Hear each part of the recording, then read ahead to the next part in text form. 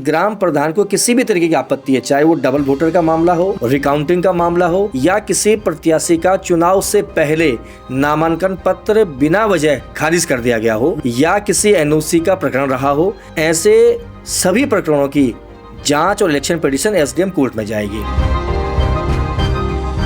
Election commission से कई voter list गायब कर दी गई हैं उनकी वेबसाइट से। राज्य निर्वाचन आयोग किसके लिए बना है? मतलब राज्य निर्वाचन आयोग तो ऐसा लग रहा है कोई पॉलिटिकल राजनीतिक अखाड़ा हो गया है। हर जिले में 100 से अधिक इलेक्शन पिटीशन लग गई है, मतलब लगभग 1200 पिटीशन। और इस डिसीजन के बाद लोगों में क्रांति आई है। तो एक संवैधानिक संस्था को ये बताया कि आपके कर्तव्य क्या है, आपके दायित्व क्या है, आपको करना क्या चाहिए था और आपने किया क्या। तो कहीं ना कहीं राज्य निर्वाचन आयोग ने जो असंवैधानिक कृत्य किया था, जो पंचायतों में आम मतदाता के अधिकारों पर जो डाका डाला था, उसको एक्सपोज कर दिया है और उनकी पोल खुल गई है हर तरीके से।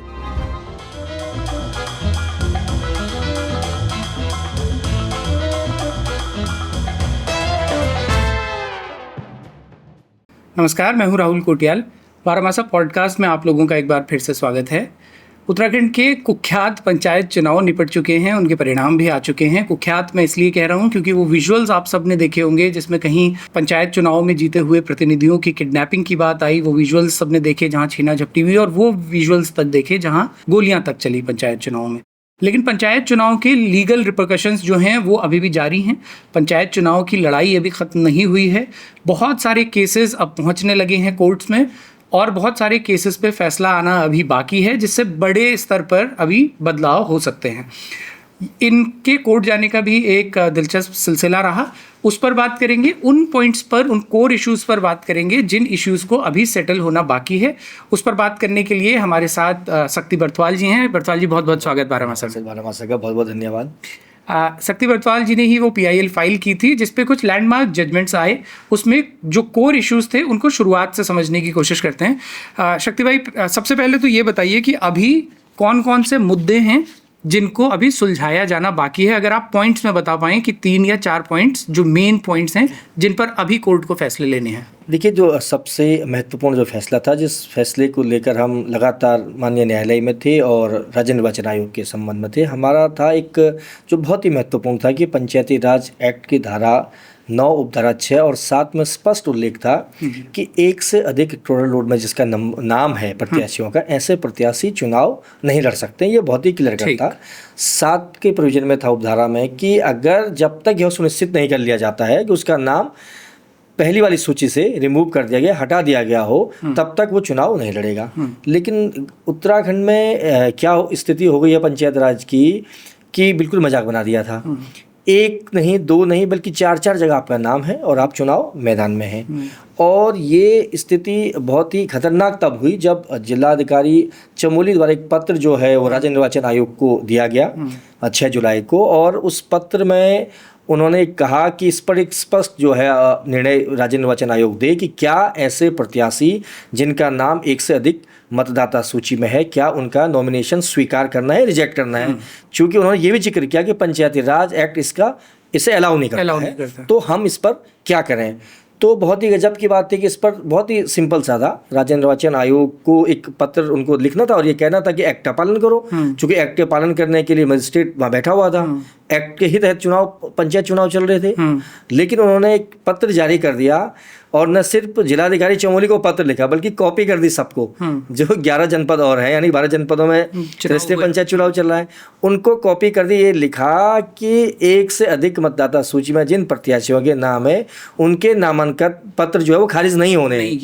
तो ये तो बहुत बड़ी ऐसी छूट दे दी, सीधे कानून का उल्लंघन करना। और जबकि साफ है, स्पष्ट है कि किसी भी संवैधानिक संस्था को अपने मर्जी से कानूनों की व्याख्या करना और नए कानून को बनाने का अधिकार नहीं है। यानी कि जो कानून ऑलरेडी बना हुआ है, जिस पर एक्ट हमारा बना हुआ विधानसभा से पारित है और नोटिफाइड है, उस पर राज्य निर्वाचन आयोग का तो कोई अधिकार ही नहीं है बिल्कुल कि अपनी तरफ से कुछ भी कहे। ऐसा अमूमन वहां तो हो जाता है जहां एम्बिग्यूटी हो कि स्पष्ट कानून ना हो, यहाँ तो बिल्कुल स्पष्ट लिखा। बहुत सारे शासनादेश हैं, तो शासनादेशों में क्या होता है, क्लैरिफिकेशन बार बार आता है। आपने देखा होगा कि एक शासनादेश आज रात को जारी होता है, कल सुबह उससे बड़ा अधिकारी उसको सुपरसीड करता है। क्योंकि शासनादेश में सुपरसीड करने की पावर है अधिकारी को, यहाँ सुपरसीड करने की पावर नहीं है किसी को, यहाँ तो एक्ट पावर है।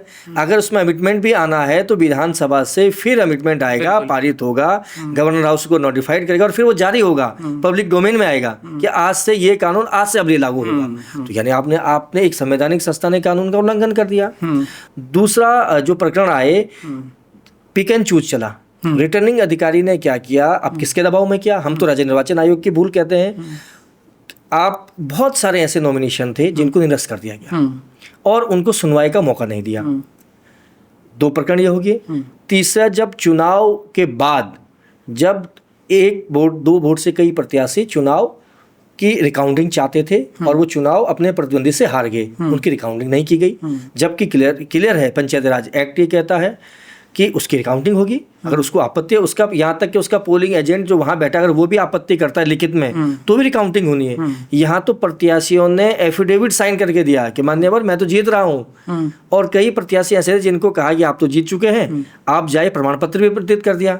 फिर फोन करके बुलाया गया कि आपके नाम में करेक्शन होना है, वो बेचारा नाम चल के आ गया और नाम करेक्शन क्या नहीं, आप तो हार रखे हो 15 वोट से। ऐसे मामले हैं। वेबसाइट पर चुनाव जीता हुआ प्रत्याशी दिखा रहा है और उसको 4 घंटे के बाद पता लगता है कि आपकी 12 वोट अब गायब हो गई हैं। तो इन लोगों के लिए अभी क्या कानूनी विकल्प खुले हैं? ये एक बहुत बड़ा जो राहत है माननीय हाईकोर्ट की तरफ से, जो बड़ा फैसला आया है, जिसमें अलग अलग जो शिकायतकर्ता थे वो हमारे 11 जुलाई का जो फैसला माननीय हाईकोर्ट का आया था उसकी कंप्लाइंस में माननीय हाईकोर्ट में गए थे कि इस फैसले पर जो है संबंधित जिलाधिकारी, रिटर्निंग अधिकारी कार्रवाई नहीं कर रहे हैं और इससे बहुत बड़ी समस्या आ रही है। साथ में हमारी काउंटर एफिडेविट था और काउंटर फाइल हमारी ये भी माननीय आयोग में माननीय हाईकोर्ट से गुहार थी कि जो फैसला तो हो गया है लेकिन ये बहुत लंबे समय से जो है चुनाव याचिकाएं चलती हैं, तो इन सब का निस्तारण, सबको पिटीशन को एक साथ माननीय हाईकोर्ट ने डबल बेंच ने 13 अगस्त को सुना और उसको जो फैसला था उसको रिजर्व रखा और बाद में उस फैसले को दे दिया है। उस फैसले में बहुत सारी चीज़ें, 2 पॉइंट जो बहुत महत्वपूर्ण है। एक तो माननीय हाईकोर्ट ने साफ कर दिया है कि जो भी इलेक्शन पिटीशन की सुनवाई होंगी, यानी चुनाव जो याचिकाएं, उनका जो निस्तारण होगा वो अब रिप्रेजेंटेशन एक्ट 1951 के तहत होगा। जो अभी तक जो समस्याएं और व्यवहारिक कानूनी दिक्कतें आ रही थी, वो दिक्कत क्या आ रही थी राहुल जी, कि अभी तक पंचायती राज 2000 जो एक्ट है 2016 था, 19 के तहत सुनवाइयाँ होती थी और उत्तर प्रदेश पंचायती राज अधिनियम 1994 की जो धारा थी उसमें कैसे किसी का नॉमिनेशन स्वीकार हुआ है या निरस्त हुआ है, कानून कैसे उस पर कार्रवाई करेगा और क्या उसका निर्णय होगा, ये तो क्लियरिफाई था। वो वहीं से लिया गया था जो मूल भावना थी पीपल रिप्रेजेंटेशन एक्ट की। लेकिन एक चीज को बहुत चालाकी से उसको रिमूव कर दिया गया था कि टाइम फ्रेम नहीं था। तो बहुत सारे प्रकरण आपने देखे होंगे, उत्तराखंड में भी आए हैं, आपने देखा कि 4-4.5 साल बाद जो है इलेक्शन पिटीशन में फैसला आ रहा है कि जो हारा हुआ प्रत्याशी था आप अब जो है बस्ता लेकर चले जाओ। और चंपावत में तो ऐसा हुआ कि 5 दिन बच गए थे और एक प्रत्याशी को कहा कि आप बस्ता ले जाओ, कोर्ट से फैसला हो गया कि आप जीत के, उसको एसडीएम ने 2 दिन लगा दिए, यानी 24 घंटे और लगा दिए, तो 2 दिन का समय उसे मिल पाया, तो उत्साह भी नहीं मना पाया। ऐसे लोगों के लिए, ऐसे प्रत्याशियों के लिए एक बहुत बड़ा स्वर्णिम अवसर और चुनाव सुधार की तरफ हम इस कदम को मानेंगे। ये उसमें ये स्पेसिफिक किया है, ये कर दिया कि 5वें पैराग्राफ में कि सेक्शन 86 जो रिप्रेजेंटेशन है उसके तहत उसमें 2 चीजें बहुत क्लियर हैं। एक तो ये कहा गया है कि डिस्ट्रिक्ट कोर्ट में अगर इस तरीके की कोई भी इलेक्शन पिटीशन आती है उनकी सुनवाई करनी है और ये सुनिश्चित है, और अगर उनको लगता है कि डे टू डे बेसिस पे भी इसकी सुनवाई करनी है तो उसकी करनी पड़ेगी। और जिस दिन से इलेक्शन पिटीशन स्वीकार हो जाती है उस दिन से और 6 महीने के भीतर आपको निर्णय लेना है, या तो उसके पक्ष में जाएगा या तो उससे विपक्ष में जाएगा, उससे कोई दिक्कत नहीं। वो तो कानून के तहत फैसला होना है, जो ग्राउंड रिपोर्ट होगी उस पर फैसला होना है, लेकिन फैसला होना है, ये बहुत महत्वपूर्ण है। शक्ति भाई, अगर हम पिन पॉइंट कर पाएं अपने ऑडियंस के लिए कि अभी कौन कौन लोग हैं जो इलेक्शन पिटीशन में जा सकते हैं। एक तो जैसा आपने क्लैरिफाई किया कि जिनको भी ये लगता है कि उनके यहाँ से जीते हुए प्रत्याशी का नाम 2 मतदाता सूची में दर्ज है वो जाएंगे।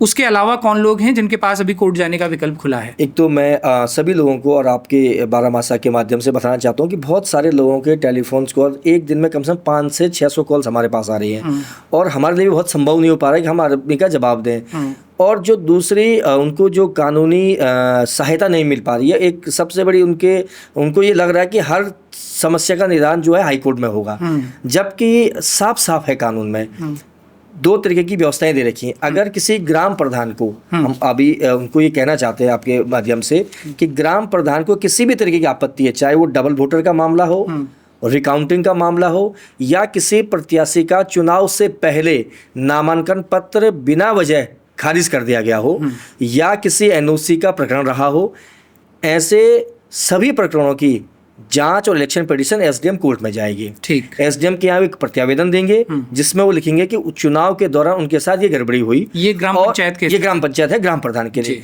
और 24 घंटे के भीतर, 48 घंटे के भीतर जो है एसडीएम उस पर फैसला अगर नहीं लेंगे तो ऑलरेडी वो इलेक्शन पिटीशन बन जाएगी, तो चुनाव याचिका हो जाएगी और उस पर एक डेट उनको मिल जाएगी। या तो एसडीएम उसको तुरंत ही 48 घंटे के अंदर निस्तारित कर देंगे, अगर उनको लगता है कि इस मामले में निस्तारित किया जाना चाहिए, तो वो रिकाउंटिंग का, जैसे हमने कहा था मामला था, तो वो चाहे तो एक दिन के भीतर ही फैसला देंगे इसमें रिकाउंटिंग कीजिए, क्योंकि उनके अधिकार क्षेत्र में है।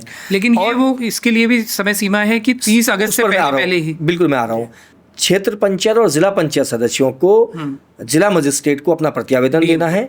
उनके लिए भी 48 घंटे के भीतर जो है वो जिला अधिकारी को निर्णय लेने का अधिकार है कि अगर उनको वो चाहें तो उस जो प्रत्यावेदन दिया गया है, जो उनकी शिकायत है, उस पर वो कार्रवाई करें। और अगर वो कार्रवाई नहीं होती है तो स्वतः ही वो ट्रांसफ़र हो जाएगी डीजे कोर्ट में, डिस्ट्रिक्ट मजिस्ट्रेट के कोर्ट में, वहाँ पर उसकी सुनवाई होंगी। और जो समय सीमा है ये बहुत महत्वपूर्ण है, इसी 86 में ये कहा गया है कि जो समय सीमा है, जिस दिन रिजल्ट आया है उसके नतीजे के 30 दिन के भीतर आपको शिकायत करनी है। तो बहुत सारे लोग इस भी असमंजस में कि पहले आपका फैसला आ जाएगा तो फिर उस फैसले की मैं नज़ीर बनाऊंगा और फिर मैं जाऊंगा। बहुत सारे लोग और अधिकांश लोग ये मान के चल रहे हैं कि शक्ति सिंह वर्तवाल जो है माननीय हाई कोर्ट में गए हैं और उनका फैसला आ गया है तो जो डबल वोटर वो हटेगा। हम ये कह रहे हैं और शुरू दिन से कह रहे हैं कि हम हाई कोर्ट किसी व्यक्ति के खिलाफ नहीं गए हैं। पहली बात ये साफ है, हम उत्तराखंड पंचायती राज अधिनियम 2016 तथा संशोधन 2019 की उन धाराओं, जिन धाराओं का पालन राज्य निर्वाचन आयोग द्वारा नहीं किया गया था, उसका पालन हो, उस पालन के संरक्षण के लिए माननीय हाईकोर्ट की शरण में गए थे। और माननीय हाईकोर्ट ने हमारी उस अपील को माना और 11 जुलाई को फैसला दे दिया है।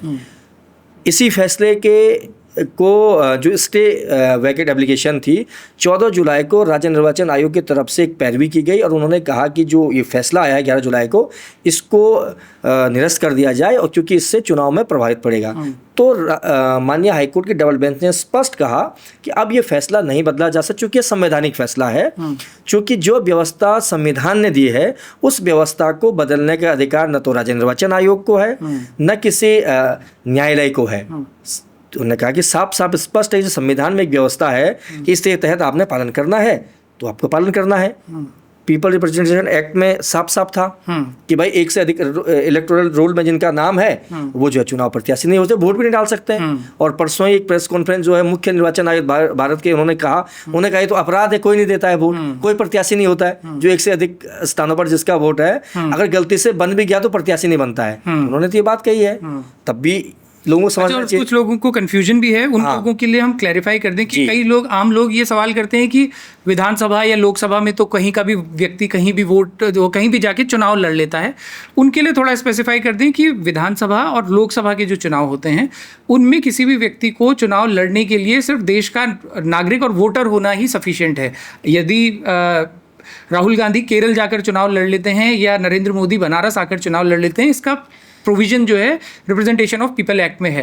हालांकि शर्त वहां भी ये है कि 2 जगह की मतदाता सूची में वहां भी होना अपराध है, लेकिन ग्राम पंचायत में ये बिल्कुल क्लियर है कि ग्राम पंचायत में एक गांव का वोटर जो होगा वो दूसरे गांव में जाकर चुनाव नहीं लड़ सकता। ये भी एक प्रोविजन है। तो जिनको ये कन्फ्यूजन था उनके लिए थोड़ा सा हमने ये क्लैरिफाई कर दिया। अच्छा शक्ति भाई, इसमें अब अगर कुछ लोगों को कोर्ट जाना है अपने खुद के चुनाव के खिलाफ, या फिर अगर किसी को ये समझ में आया कि उनके यहाँ जो ग्राम प्रधान नियुक्त हुआ है या जो क्षेत्र पंचायत जिला पंचायत सदस्य नियुक्त हुआ है उसका नाम किसी और मतदाता सूची में भी है, यदि वो कोर्ट जाना चाहते हैं तो उसमें उस ग्राम सभा का कोई भी वोटर कोई भी उसे चैलेंज कर सकता है या सिर्फ प्रत्याशी ही चैलेंज करेगा? 2 चीज़ें हैं। एक तो माननीय हाईकोर्ट में जब हम इस ऑर्डर की कंप्लायंस के लिए पुनः गए थे तो माननीय हाईकोर्ट ने स्पष्ट रूप से हमको ये कहा कि चूंकि इस पर हम निर्णय दे चुके हैं और ये निर्णय 11 जुलाई को आ चुका है, क्योंकि अब तो कौन हटेगा ये पीड़ित पक्ष बताएगा जिसकी अधिकार को मारा गया है। ये डायरेक्ट अब उसका, अब जो जैसा आपका सवाल था कि कौन जा सकता, ग्राम पंचायत में, जैसे आप ग्राम प्रधान का जो मामला है, उस ग्राम पंचायत जिस व्यक्ति ने उसके कंपटीटर चुनाव लड़ा या जिस ग्राम सभा के वोटर ने उसको वोट दिया, वो भी शिकायत करता है, क्योंकि उसके साथ तो ठगी हुई है ना, उसके हित के प्रभावित हुए हैं। इसी तरीके से क्षेत्र पंचायत में या तो वो सदस्य जो क्षेत्र पंचायत चुनाव किसी वजह से हार गया हो, या उस क्षेत्र के लोग जो वोट मतदाता हैं पूरे क्षेत्र पंचायत के, और जिला पंचायत में पूरे जिले का लोग भी उसको चैलेंज कर सकते, क्योंकि वो प्रतिनिधि है और वो जिला पंचायत जब अध्यक्ष बनता है तो वो वोट डालता है जिला पंचायत अध्यक्ष के लिए, यानी कि उसने पूरे जिले के अधिकार को प्रभावित कर दिया है। तो जिले में कोई भी उसके खिलाफ जो है शिकायत कर सकता है, लेकिन उसको सक्षम न्यायालय में, जिला अधिकारी के मजिस्ट्रेट के न्यायालय में जाना पड़ेगा। ग्राम पंचायत के मामले में एसडीएम के यहाँ, और क्षेत्र पंचायत और जिला पंचायत के लिए डीएम के यहाँ, डीएम का डिस्ट्रिक्ट मजिस्ट्रेट के यहाँ वो अपनी शिकायत करेंगे, और जिला जज के यहाँ इनकी सुनवाई होगी। इलेक्शन पिटीशन की सुनवाई जिला जज के यहाँ होगी। ठीक है। और इसके लिए समय सीमा जो हमने कहा है कि 30 दिन के भीतर आपको अपनी शिकायत अनिवार्य रूप से प्रस्तुत कर देनी है, ताकि उस पर बहुत सारी जो आपत्तियां भी होती हैं, कई बार जो है सही तरीके से पेपर परस्यू नहीं होते, तो बहुत सारे लोगों की जो एप्लीकेशन रिजेक्ट हो जाती है। तो रिजेक्ट की भी फिर उनको वो समय सीमा नहीं गिनी जाएगी। जिस दिन स्वीकार होगी उनकी एप्लीकेशन, इलेक्शन पिटीशन जिस दिन स्वीकार होगी उस दिन से उसे माना जाएगा। अच्छा जी। अच्छा, इसमें एक चीज़ मैं और देख रहा था, मैंने आप ही को देखा था कि आपने ही वो पॉइंट आउट किया कि इलेक्शन कमीशन से कई वोटर लिस्ट गायब कर दी गई हैं उनकी वेबसाइट से। ये बहुत हमने इस पर जब बहुत सारे लोगों के टेलीफोन कॉल हमें आए, उन्होंने कहा कि बरतवाल जी अब हम इलेक्शन पिटीशन में जा रहे हैं, लेकिन वहाँ पर जो बचाव पक्ष है वो इस चीज़ को क्लेम करेगा कि मेरा नाम तो है नहीं, जो फोटो कॉपी आपने लगाई है ये तो आपने अपने आप किसी प्रिंटर के यहाँ पर और उसको छाप दिया है। तो हमने कहा भाई आपके पास कहे कि वेबसाइट पर और उसकी स्क्रीनशॉट लीजिए, उस डेट में लीजिए। तो फिर उन्होंने कहा वो तो सर हटा दी है। और फिर मैंने चेक की, तो और दूसरे गजब की बात, जब मैं वापसी में आ रहा था फिर मैंने दोबारा चेक की। आज जो है जो बड़ी जो सूचना है, जो प्रत्याशियों के जो निर्वाचित हुए थे उनकी सूचना हटा दी। तो अब राज्य निर्वाचन आयोग मतलब को तो ऐसी ब्लंडर है। आप ये सोचिए कि राज्य निर्वाचन आयोग किसके लिए बना है? मतलब राज्य निर्वाचन आयोग तो ऐसा लग रहा है कि कोई पॉलिटिकल राजनीतिक अखाड़ा हो गया है। इतनी तो उनको होनी चाहिए कि आप देखिए, अभी अगर आप भारत निर्वाचन आयोग की साइट खोलते हैं तो पुराने पूरे रिकॉर्ड आपको मिलेंगे, कौन कितनी वोट से अभी आप करेंगे और आप मिल जाएंगे। आपने वो लिस्ट ही हटा दी। आप सब जो रिकाउंटिंग का हमने मामला बताया, हमने 3 दिन से चिल्लाया कि भाई अब 6 महीने में निस्तारण होना है। रिकाउंटिंग वो तभी तो देखेगा जब साइट पर उसको पता है मैं कितने वोट से आ रहा हूँ। वही आपने बंद कर दिया। तो ये क्यों बंद कर दिया ये हम जानना चाह रहे हैं। और मतलब ये तो खुला खेल है। फिर मैंने कल ही एक प्रत्यावेदन राज्य निर्वाचन आयोग को दिया। ऑफ द रिकॉर्ड कुछ अधिकारी जो चाहते हैं कि चुनाव सुधार हो, उनसे जब मैंने ऑफ द रिकॉर्ड में पूछा कि भाई इस पर कब तक ये खुलेगा, तो उन्होंने कहा कि ये तो अगर आपको वैसे बता दें तो ये कम से अगले चुनाव में खुलेगा। तो ये अगले चुनाव में खुले। तो मैंने इतनी जल्दी क्या थी आप कह रहे, तो आप कोर्ट में जाते तो खुले रखते, क्योंकि आप लगातार कोर्ट की शरण में जा रहे हैं, तो लग रहा है कि उन्होंने बंद कर दिया। तो ये देखिए बहुत गंभीर अपराध है। देखिए इसे हम क्लियर आई वॉश है, जनता को बिल्कुल ही एकदम ये कुछ भी नहीं। और ये कौन कर रहा है? देखिए हम हमेशा किसी पॉलिटिकल नेता को, किसी पॉलिटिकल पार्टी क्रिटिसाइज करते हैं। देखिए एक संवैधानिक संस्था है, एक ऐसी संस्था है जिस पे असीमित अधिकार है, लेकिन हालांकि कर तो वो भी पॉलिटिकल इन्फ्लुएंस में ही रहे। मैंने कहा ना, क्लियर है, लेकिन इतना बड़ा इन्फ्लुएंस, इतनी बड़ी अपनी ताकत का गलत इस्तेमाल कर देना। आपका चयन, आपके जो जिम्मेदारियां हैं, राज्य निर्वाचन आयोग की बहुत बड़ा काम नहीं है, दो ही काम है पूरे 5 साल में। एक नगर निकाय का चुनाव करवाना और एक पंचायत का चुनाव कराना। उस चुनाव में आपने इतनी बड़ी वो कर दी और क्लियरिफिकेशन पर क्लियरिफिकेशन निकाले जा रहे हैं। आपको कोई अधिकार ही नहीं है। भाई आपने क्लियर कट पंचायती राज एक्ट का पालन करना है, उसका आपको पालन करना चाहिए था। आप ही अगर पालन नहीं करेंगे, और हमारी जो लड़ाई थी, हमने बार बार ये कहा कि जिस व्यक्ति का चयन पंचायतों में पंचायती राज एक्ट की धारा के विपरीत हो जाएगा, वो अगले 5 साल क्या काम करेगा? उससे आप क्या उम्मीद कर सकते हैं? उससे तो कोई उम्मीद नहीं कर सकते हम, क्योंकि उसका चयन ही गलत हुआ है। तो वो कैसे अपने क्षेत्र का विकास कर पाएगा, कैसे वो वहाँ लोगों के काम कर पाएगा, क्योंकि उसका चयन ही गलत है। तो इस चयन को रोकने के लिए और पंचायतों में राजनीतिक हस्तक्षेप ना हो, हम ये चाहते हैं कि इन चीज़ों को रोका जाना चाहिए। हाई कोर्ट ने जो डिसीजन दिया है, ना सिर्फ उत्तराखंड के लिए, हाई कोर्ट का डिसीजन चूंकि उत्तराखंड में ही लागू होगा, लेकिन ये रेफरेंस के तौर पर पूरे भारतवर्ष में इस तरीके का फैसला आया है। इस फैसले के अभी आप व्यापक असर देखना। इलेक्शन पिटीशन कल ये फैसला आया है, आज ही के दिन हर एक कोर्ट में कम से कम 100 से अधिक इलेक्शन पिटीशन लग गई है। मैं ये आपसे पूछने भी वाला था बिल्कुल। कि लगभग कितने नंबर्स आ गए होंगे हर जिले से? हर जिले में 100 से अधिक इलेक्शन पिटीशन लग गई है, मतलब लगभग 1200 और पिटीशन। इस डिसीजन के बाद लोगों में क्रांति आई है। लोगों को ये लग रहा था अभी तक कि यार अब 4 साल के बाद तो निर्णय आता है। अभी कुछ दिन पहले आपने खबर देखी होगी कि सुप्रीम कोर्ट में एक ईवीएम मशीन को खोला गया, एक और 4.5 साल के बाद वो नतीजा आया। तो फिर वो न्याय ऐसा लगता है। और चुनाव के मामले में और संविधान की मूल भावना भी ये कहती है कि खासकर इलेक्शन पिटीशन और इलेक्शन के चुनाव के जो मामले हैं उनका निस्तारण होना चाहिए। इसलिए तो MP MLA कोर्ट बनाई गई थी कि इसका निस्तारण हो, पता तो लगे कि जो आपका सामने वाला प्रत्याशी है, जो आपके लिए योजनाएं बना रहा है, वो सही है गलत है, उसका निर्धारण तो समय पे हो। और 4.5 साल बाद अगर उसका निस्तारण होता तो तब तक तो वो सब कुछ कर चुका होता, उसको किस बस्ते की जरूरत थी। तो ये जो फैसला है ये पूरे उत्तराखंड के लिए, चुनाव सुधार के लिए, पंचायतों के लिए और खासकर चुनाव याचिकाओं के लिए और डिस्ट्रिक्ट कोर्ट के लिए भी एक बहुत बड़ा अवसर, और जो अधिवक्ता है हमारे उनके लिए भी एक स्वर्णिम अवसर आ गया है, क्योंकि जो प्रैक्टिस उनको करनी पड़ेगी और जो उनके मामले उनके पास आएंगे तो कहीं ना कहीं उनको भी एक लग गया है कि क्योंकि अभी तक लोग कोर्ट की क्यों नहीं जाते थे, तारीख पर तारीख और फिर तारीख, ये टाइम फ्रेम जो निर्धारित हुआ है, ये कोई छोटी बात नहीं है। बहुत बहुत बधाई कि मतलब आपने इनिशिएटिव लिया और ये एक बड़ा इनिशिएटिव है जिसकी वजह से हम माननीय न्यायालय का बहुत धन्यवाद करते हैं। और हम ये मानते हैं कि एक ऐसा फैसला जिसने एक संवैधानिक संस्था को ये बताया कि आपके कर्तव्य क्या है, आपके दायित्व क्या है, आपको करना क्या चाहिए था और आपने किया क्या। तो कहीं ना कहीं राज्य निर्वाचन आयोग ने जो असंवैधानिक कृत्य किया था, जो पंचायतों में आम मतदाता के अधिकारों पर जो डाका डाला था, उसको एक्सपोज कर दिया है और उनकी पोल खुल गई है हर तरीके से। राज्य निर्वाचन आयोग अब जो है उन चिट्ठियों को संबंधित रिटर्निंग अधिकारी को प्रस्तुत करा, जब आज के डेट में रिटर्निंग अधिकारी कोई है ही नहीं। 3 दिन पहले मुझे पत्र आता है अब कि आपका 12 जुलाई के एक पत्र प्राप्त हुआ है जिसमें आपने हाई कोर्ट का जिक्र किया है और तत्काल जिला अधिकारी चमोली और रिटर्निंग अधिकारी दुर्पया को भेजा, इस पर तत्काल कार्रवाई करें। रिटर्निंग अधिकारी तो सिर्फ चुनाव के लिए होता है, किसको बेवकूफ़ बना रहे हो। रिटर्निंग अधिकारी तो कोई कृषि अधिकारी हो अपने कृषि विभाग में चले गया, कोई पशुपालन अधिकारी था वो पशुपालन विभाग में चले गया। रिटर्निंग अधिकारी का तो काम खत्म, चुनाव खत्म और रिटर्निंग अधिकारी काम खत्म हो गया, रिटर्न हो चुका है, रिटर्निंग अधिकारी का ही रिटर्न है। और आप अब चिट्ठी भेज रहे हैं। कल की डेट में चिट्ठियां आई है मेरे पास, तो रिटर्निंग अधिकारी को संबोधित की गई है कि ये याचिका करता है और इन्होंने जो कहा इस पर कार्रवाई करो।